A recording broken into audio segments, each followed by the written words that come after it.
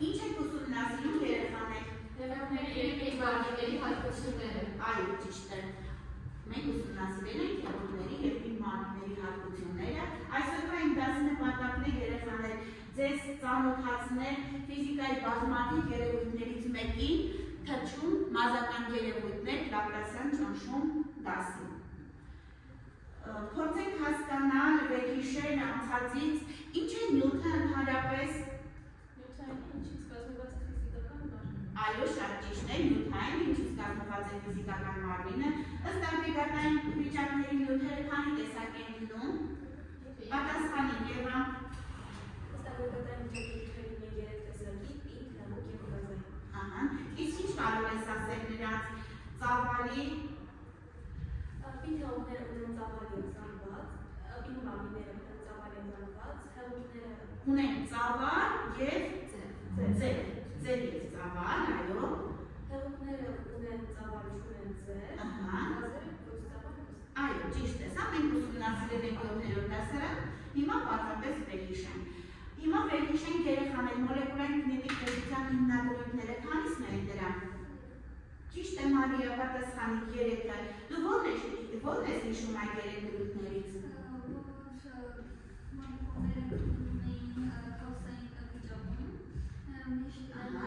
Այլ մոլեկուլների չասենք, ասենք նյութը կազմող մասնիկները։ Նյութը կազմող մասնիկները միշտ գնում են քաոսային վիճակում, իրար հետ փոխազդում ունի, որ նյութը բաղկացած է մոլեկուլներից և ատոմներից։ Այո, Մարիա, հերթականությունը խախտեցի, բայց ոչինչ։ Ուրեմն առաջինը նայեք, որ նյութը կազմված է փոքրակներ մասնիկներից, մոլեկուլներից, ատոմներից, նյութի կազմող մասնիկները գտնվում են անընդհատ քաոսային շարժման վիճակում և նյութի մասնիկները միմյանց հետ ինչ են անում։ Ինչպես են փոխազդում։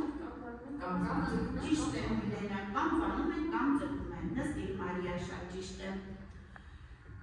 Երեխաներ, հեղուկի մասին շատ կարևոր մի երևույթ ուսումնասիրեցին, որ հեղուկը արտաքին շերտում ինչ վիճակում է գտնվում։ Ինչ է կոչվում այդ երևույթը։ Մակերևութային լարվածություն։ Այո, ճիշտ է։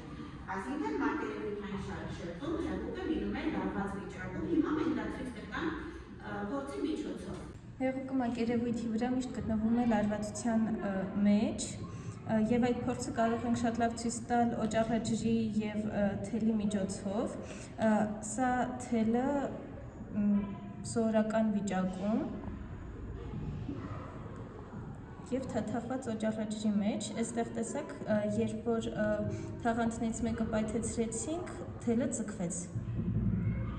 Մակերևութային լարվածության երևույթը ով կարող է բացատրել։ Լսում եմ, Մարգարիտա։ Մոլեկուլը գտնվում է հեղուկի մեջ, այդ դեպքում հեղուկի վրա և հենց մոլեկուլի վրա ազդող համազող ուժերը հավասար կլինի սիրով, բայց երբ դիտարկում ենք այն դեպքը, երբ մոլեկուլը գտնվում է հեղուկի մակերևույթի վրա, ապա առաջինից ուժը ուղղված կլինի դեպի ներքև, և հենց այդ ուժը համարում են հեղուկի մակերևույթի լարվածություն, որի նպատակն է փոքրացնել հեղուկի մակերեսը, որի հենց միջոցով տրված ուժը կունենա ամենաբարձրագույն արժեքը։ Երեխաներ, մակերևույթների լարվածության ուժի բանաձևով կարող է գրել։ Արիա։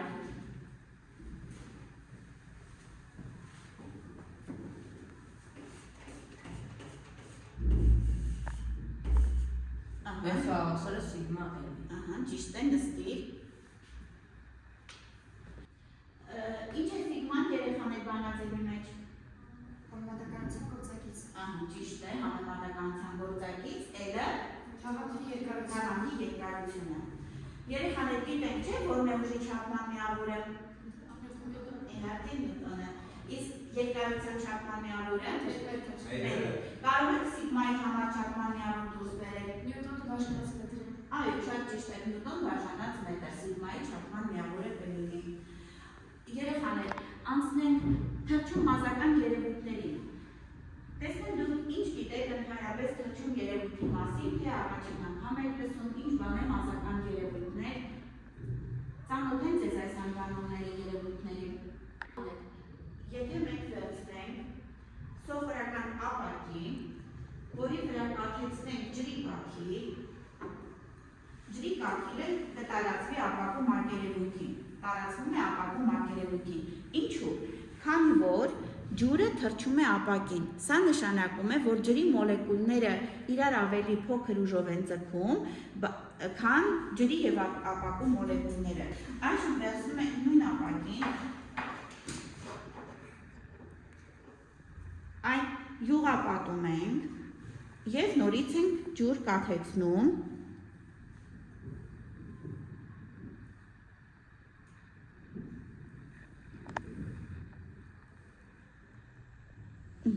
Տեսնում ենք, որ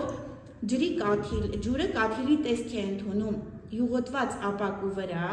դա նշանակում է, որ ջրի մոլեկուլներն իրար ավելի մեծ ուժով են ձգում, քան ջրի և յուղի մոլեկուլները։ Մենք ասում ենք, որ ջուրը թռչում է սովորական մաքուր ապակին, ջուրը չի թռչում յուղոտված ապակին։ Ինչ է մազական երևույթները, երեխաներ։ Երբ որ մենք վերցնում ենք մազական խողովակը կկոչվի մազական, եթե նրա տրամագիծը փոքր է 1 մմ-ից, և իջեցնում ենք սովորական ջրի մեջ, մենք տեսնում ենք, որ բարակ խողովակում ջուրը ունի ավելի մեծ բարձրություն, քան լայն անոթի մեջ։ Մենք արդեն գիտենք, որ ջուրը թռչում է ապակին, այսինքն ջրի մոլեկուլները մեծ ուժով ձգում են ապակու մոլեկուլներին, քան ջրի մոլեկուլները իրանք իրար։ Այդ պատճառով ջուրը բարակ խողովակով վեր է բարձրանում, ինչքան խողովակը բարակ, այնքան ջուրը վեր է բարձրանում։ Այս երևույթը երեխաներ կոչվում է մազականություն։ Հիմա ես ձեզ հանձնարարում եմ թռչուն մազական երևույթներ դասը, ձեզ ժամանակ եմ տալիս 10 րոպե, որ դուք դասը ուսումնասիրեք և վերջում հասկանան, թե դուք այսօր ինչ սովորեցիք, ինչ հասկացաք, ինչ չհասկացաք, ես նորից ձեզ բացատրեմ։ Դասը ուսումնասիրեք դասագրքով։ Երեխաներ, պատրաստ եք։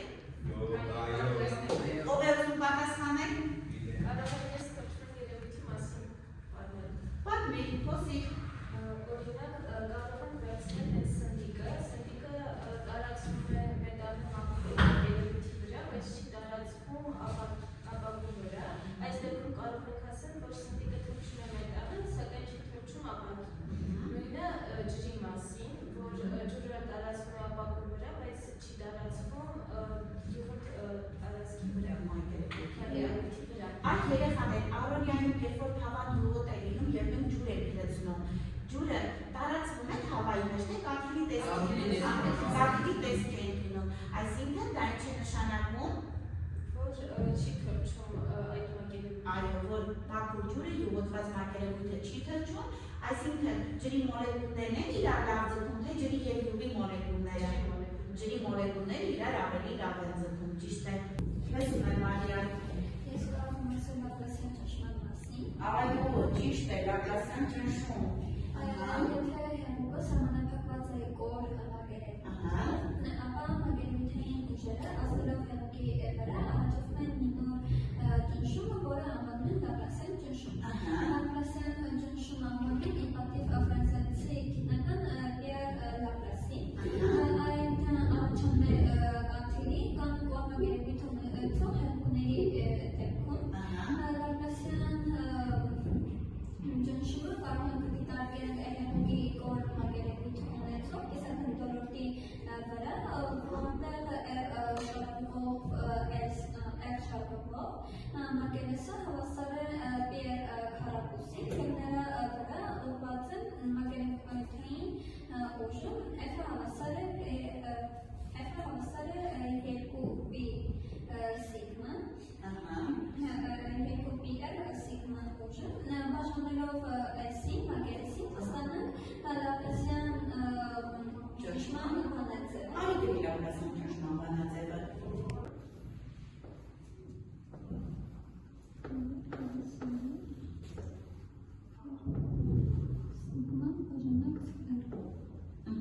Որտեղ ինչ է սիգման։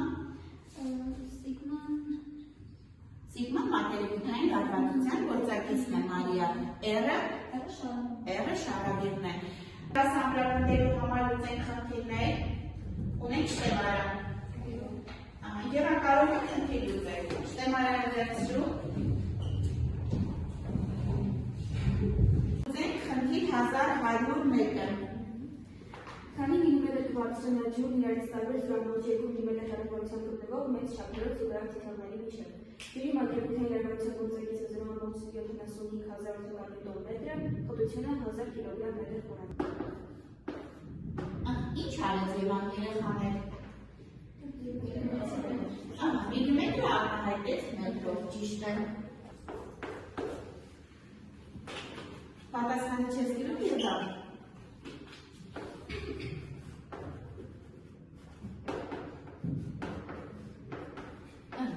Ինչ է պահանջում մեզնից գտնել Եվան։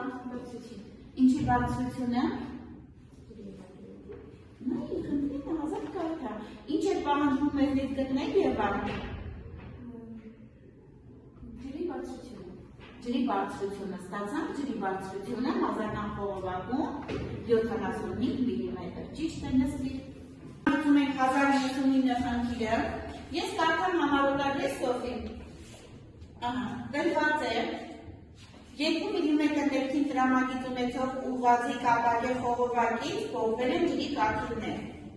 Քանի կաթիլ է առաջացել, եթե արտահոսել եք 2,355,000 գրամ ջուր, ջրի մակերևութային լարվածության գործակիցը 0,75,000 նյուտոն մետր է։ Երեխաներ հարցեր մեկ խնդիր կազմված հասկացան։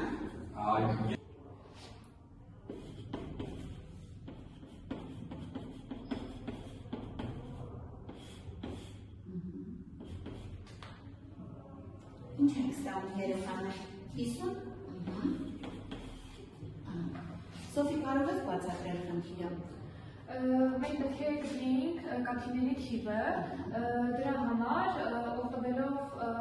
M-ի մասնիկի J բանաձևից, մենք այստեղ M-ի մասնիկ J-ն դա մեկ կաթիլի մեկ վրա կաթիլի ծանրության ուժն է, որը հավասարեցել ենք լարվածության ուժին, որպեսզի գտնենք մեկ կաթիլի զանգվածը։ Մեկ կաթիլի զանգվածը գտնելուց հետո նյութերը կաթիլների քանակը գտնելու համար ամբողջ զանգվածը բաժանել ենք մեկ կաթիլի զանգվածի։ Եվ ստացանք կաթիլների թիվը ստացանք կաթիլների քանակը, այսինքն 50 կաթիլ։ Նստիր Սոֆի։ Երեխաներ, ինչ հասկացանք, որ թրջման երևույթը բնության կարևոր երևույթներից մեկն է, ինչպես բերեց օրինակը Մարգարիտան, տերևները ընդհանուր բույսը ծառը սնվում են հեղուկով և սննդանյութերով մասական խողովակների շնորհիվ։ Այդ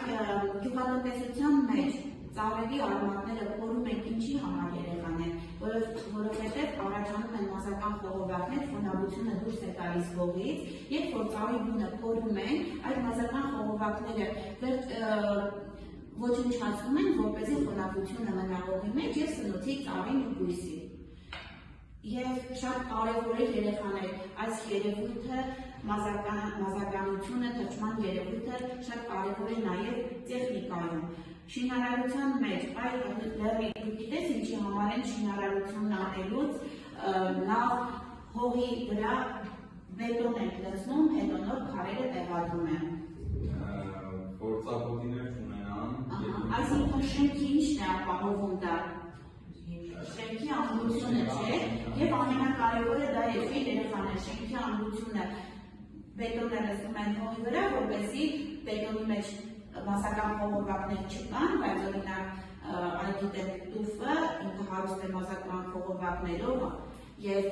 թույլ չի տալիս բետոնը, որ խոնավությունը հողից անցնի շինության հիմքին և ինքը խարխլի։ Պարզել երեխաներ։ Երեխաներ, ուրիշ ինչ ունեք ասելու։ Ես կասեմ, որ ընկերության շնորհակալություն այս դասի գիտելիքները մենք օգտագործենք մեր